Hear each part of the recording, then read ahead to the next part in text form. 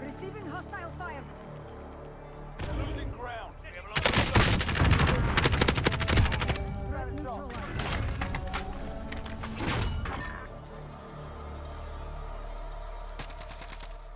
How did we end up here? I find it kind of crazy to think that this time 5 years ago, we were all somewhat still adapting to a new life, a lifestyle that we never could have imagined experiencing during our lifetimes, basically prisoners of our own homes due to the ongoing pandemic and of course lockdown.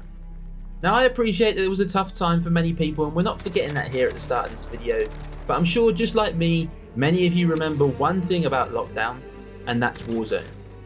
Fast forward to 2025, 5 years later, and the return of Verdansk, the original Warzone favourite map, is just over the horizon, and although it somewhat feels like a happy reunion, at the same time it also feels like one final roll of the dice to try and save Warzone. The original experience of Warzone on Verdansk was absolutely unreal. It was an incredible time for gaming, and specifically a great time to be a fan of the Call of Duty franchise. It was something new, it was completely fresh, it catered to all types of players, it was free to play, but most importantly of all, we all had nothing but time. Everybody was on Warzone, right?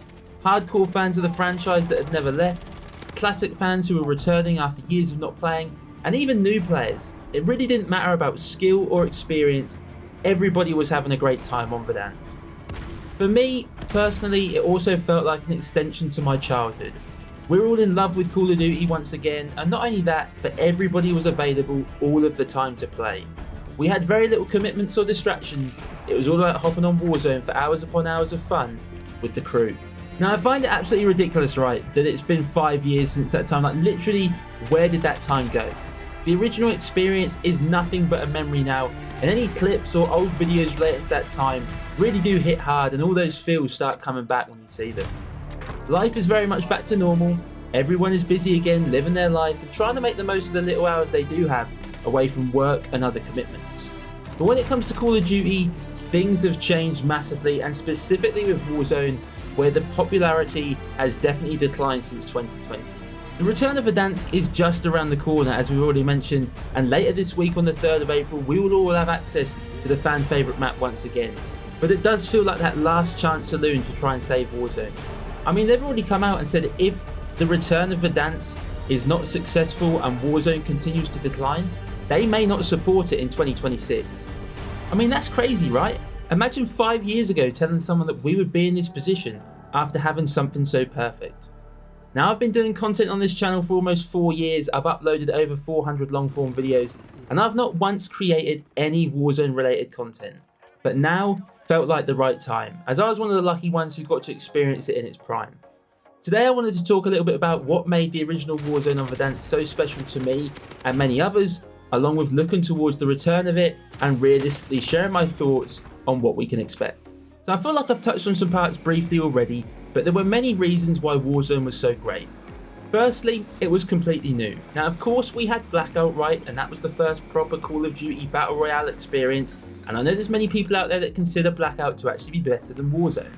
However, there will be many people that probably didn't touch Blackout or barely played it. I was one of those people, right? I'd stopped playing Call of Duty prior to lockdown, so when I came back during lockdown and Warzone was about, that was of course a fresh Battle Royale experience for myself and many other players. Of course, with Warzone being new, it was a completely new learning experience for everybody. As we mentioned earlier, it catered to all skill levels and playstyles, but ultimately at the beginning, nobody knew what they were doing, nobody knew how to play, there was no meta class setups, we were all just having a great time. The Modern Warfare 2019 engine was perfect, the movement was so smooth, and the gunplay was so satisfying. And I think looking back, although we had tac sprint and slide cancelling, it was still a very standard boots on the ground experience which resonates so well with many of the Call of Duty community. Not only that, but the game looked amazing. I mean, let's be honest, if there's anything about the Modern Warfare 2019 engine, realistically it looked really, really nice. And there was something obviously so iconic about the intro plane scene and the helicopter at the end when you took a W, and both of those cinematics will be returning with Verdansk later this week. Of course, it was also the return to the Modern Warfare universe. Now, I don't think overall Modern Warfare 2019 was the best in the series, but it was a return for so many iconic characters and voices, which will have also played into that nostalgic feeling for many like myself who were lucky enough to experience COD 4 to Modern Warfare 3 when we were younger.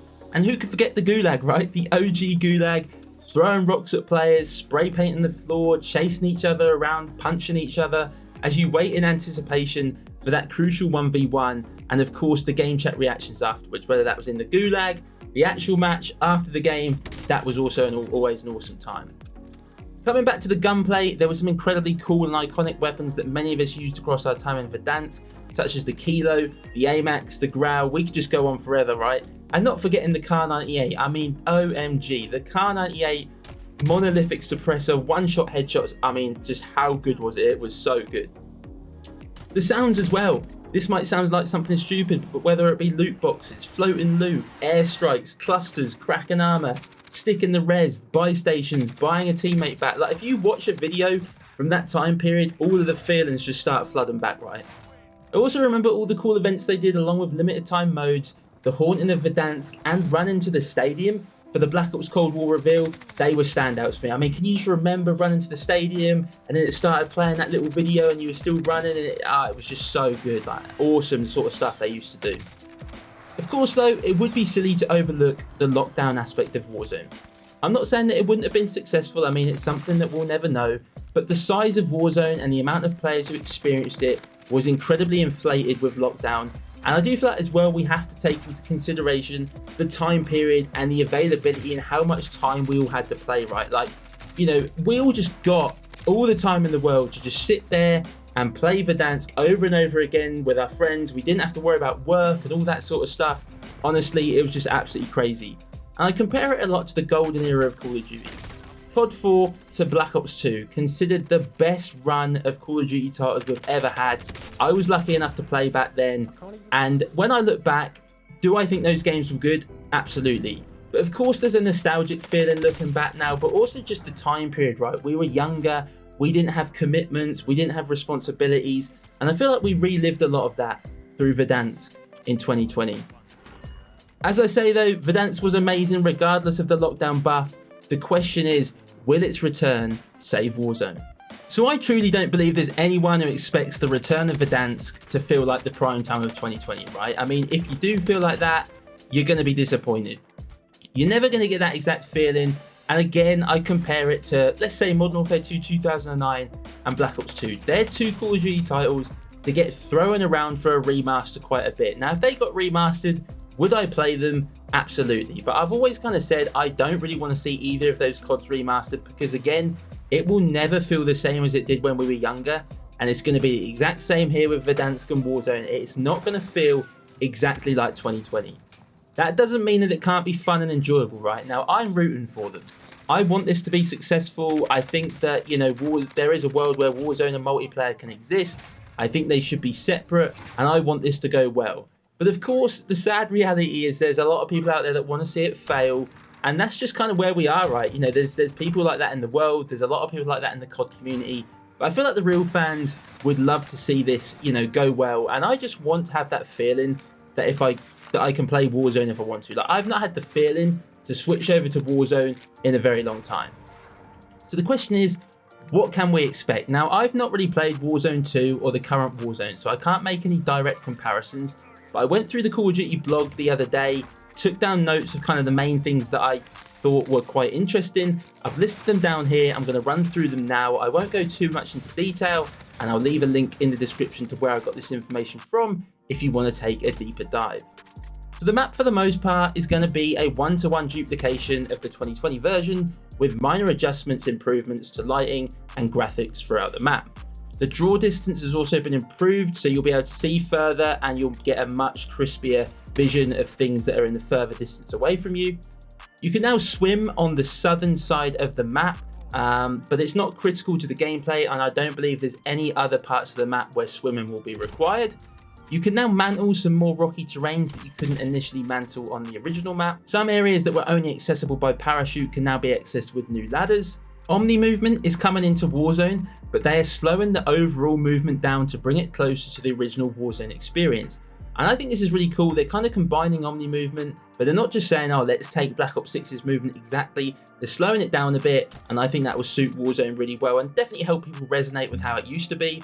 We're going to have 150 players, the original announcer, the original cinematics, and shoot during infill, which is great, you know, being able to shoot people out of the sky. Original supply box colours, original floating loot, original armour satchels, and normal contracts return such as Bounty, Most Wanted, Scavenger, Recon. Loot pool is to be based on what we can currently use, which I believe is all Modern Warfare 2, Modern Warfare 3 and Black Ops 6 weapons and equipment, plus 3 perks and a wildcard. Original buy station inventory and original buy station placement. In-match public events like the original fire sale, jailbreak, loadout drop and restock. The helicopter returns, the cargo truck, tactical vehicle, Polaris Pro and the all-terrain vehicle, which is obviously the quad. The gas works as it did and will look the same, I believe, that kind of green colour. Vertical ascenders return. There are also some quality of life updates so you can redeploy your whole squad in the buy station. Field upgrades in the squad list, so where it has the list of your team on the bottom left hand corner, you'll be able to see which field upgrades they have. Detailed death recap, which I think will show if you've been live pinged or killed by a silencer, which is pretty cool. And you can inspect your weapon to view your attachments and prioritize your favorite loadout. The classic loading screen returns, the normal game modes return, as well as Plunder, Resurgence, Bootcamp, and a new casual mode where you can play against bots which will be good for new players to get used to it without going up against like normal players. There'll be an instant in-game event where you can unlock original operators and the kilo. So I think on April the 2nd, Warzone's going offline for 1 day before it comes back live on April the 3rd. And anybody who logs into the Warzone menu on April the 2nd will instantly unlock the kilo. And then the AMAX is returning, the Growl is returning as a conversion kit for the SWAT 556. Not sure how that's going to work out yet. The HDR is back and the caddy sticks are back as well. So overall, I think it sounds pretty decent. I know a lot of people are going to say, well, you know, they're just giving us what we had, but nobody ever asked for it to leave.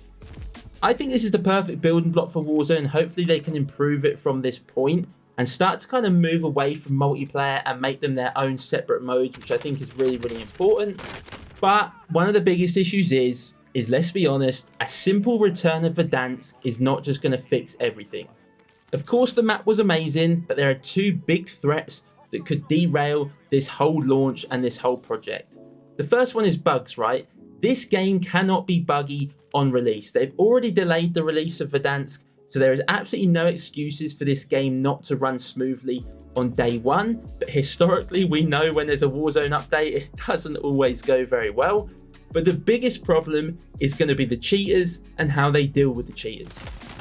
So cheating has obviously got massively out of hand on Call of Duty in the last 3 or 4 years. We know it's bad in Warzone, we know it's bad in rank play. The anti-cheat is almost non-existent. They're bringing updates to the anti-cheat for Season 3, but is it going to be enough? Because cheating could single-handedly ruin this whole thing. And if this isn't successful, and they're saying that Warzone might not be supported in 2026, cheating could ultimately end Warzone forever, right? Like, if it goes bad here, you know, it could be bad news. So I think that is the biggest problem. You know, this has got huge potential, but they have to execute properly. If there are any problems, they need to get on top of them really quickly. They need to be open with the community, because the chances are people are going to come back to play Verdansk. But that first couple of days is going to be so vital. And if it's not good, people aren't going to stick around, right? So I'm really interested to see what's going to happen. Like I say, I'm rooting for them. I really hope that it goes well. Like I say, I think it's got huge potential. And, you know, I think that they just need to be on top of things. And I'm praying it's going to be good, right? And I'm a multiplayer fan, and I still want this to go well. I want to be able to drop into Verdansk and have a little bit of fun and maybe get the old squad back together. Who knows?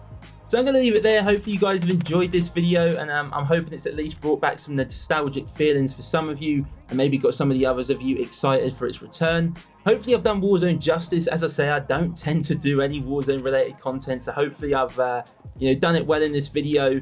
But yeah, if you have enjoyed it, please do hit the like button down below, and please feel free to comment some of your Verdansk memories, and also let me know what your thoughts are on it returning. If you're brand new around here and want to find your way back for more, please do consider subscribing to the channel. And as always, guys, I hope everyone has a great day, and I'll catch you all in the next one.